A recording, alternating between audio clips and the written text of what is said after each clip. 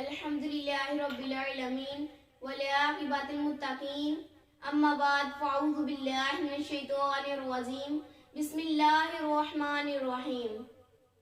میرے عزیز ساتھیوں، مجھے آج جس موضوع پر لب کو شیئر کرنے کا موقع ملا ہے اس کا عنوان ہے معراج النبی صلی اللہ علیہ وآلہ وسلم۔ قرآن مجید اور روایت کے مطابق معراج سے مراد وہ سفر ہے جس میں حضرت محمد صلی اللہ علیہ وآلہ وسلم نے مسجد حرام سے مسجد اقصی اور پھر آسمانوں کی سیر کی۔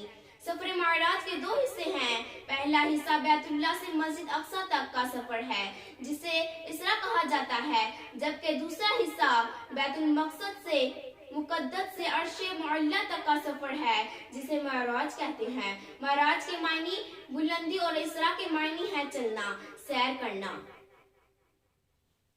اللہ تعالیٰ نے حضرت جبرائیل علیہ السلام کے ذریعے آپ صلی اللہ علیہ وآلہ وسلم کو عرش پر بلایا تاکہ آپ صلی اللہ علیہ وآلہ وسلم اللہ تعالیٰ کی نشانیوں کا مشاہدہ کر سکیں۔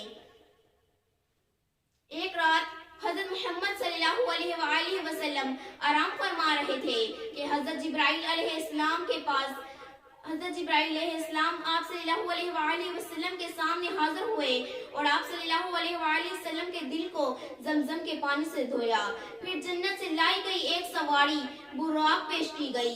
آپ صلی اللہ علیہ وآلہ وسلم اس پر سوار ہو کر بیت المقدس پہنچے۔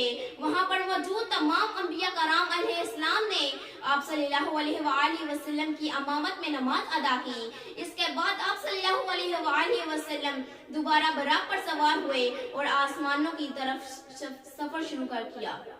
آسمانوں پر آپ صلی اللہ علیہ وآلہ وسلم کی ملاقات درج ذیل انبیاء کرام علیہ السلام سے ہوئی۔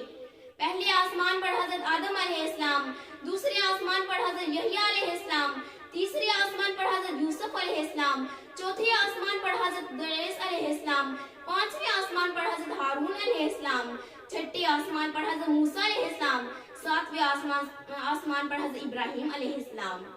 ساتویں آسمان پر آپ صلی اللہ علیہ وآلہ وسلم کے لیے بیت المعمور ظاہر کیا گیا۔ بیت المعمور عین خانہ کعبہ کے اوپر ہے۔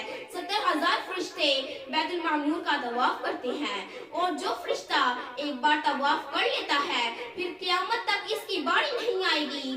اس کے بعد آپ صلی اللہ علیہ وآلہ وسلم نے سدرہ منتہا کی جانب سفر شروع کیا۔ سدرہ منتہا 7ویں آسمان پر ایک بیری کا درخت ہے۔ اس مقام سے ایک فرشتے بھی نہیں جا سکتے۔ یہاں سے آپ صلی اللہ علیہ وآلہ وسلم نے عرش معلی تک کا سفر اکیلے طے کیا۔ عرش معلی پر آپ صلی اللہ علیہ وآلہ وسلم کو اللہ تعالیٰ سے ملاقات کا شرف حاصل ہوا۔ اسی موقع پر 5 نمازوں کا تحفہ بھی دیا گیا۔ اللہ تعالیٰ سے ملاقات کے بعد آپ صلی اللہ علیہ وآلہ وسلم کو واپسی کے راستے میں جنت اور جہنم بھی دکھائی گئی۔ اگلی صبح نبی اکرم صلی اللہ علیہ وآلہ وسلم نے اس سفر کا ذکر لوگوں سے کیا تو لوگوں نے آپ صلی اللہ علیہ وآلہ وسلم کا یقین نہیں کیا۔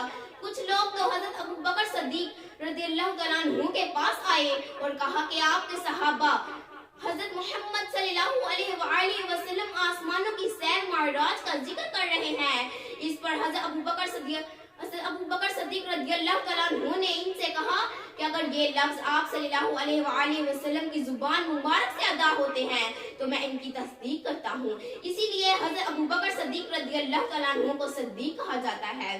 معراج النبی کا واقعہ آپ صلی اللہ علیہ وآلہ وسلم کا بہت بڑا معجزہ ہے۔ اسی واقعہ سے ہمیں آپ صلی اللہ علیہ وآلہ وسلم کی عظمت و بزرگی کا پتہ چلتا ہے۔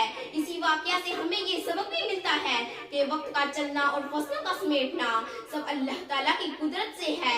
اللہ تعالیٰ جب چاہے وقت کی رفتار کو روک لے اور زمین و آسمان کی قدرت سے سمیٹ دے۔ فرمان مصطفیٰ صلی اللہ علیہ وآلہ وسلم ہے وَجُعِلَتِ الْقُرَّةُ عَيْنِي فِي الصَّلَاةِ، میری آنکھوں کی ٹھنڈک نماز ہے۔ میری آخر میں دعا ہے ہمیں یہ جو انہیں نمازوں کے تحفے ملے ہمیں اس کی قدر کرنی چاہیے اور نماز کو باقاعدگی سے ادا کرنی چاہیے۔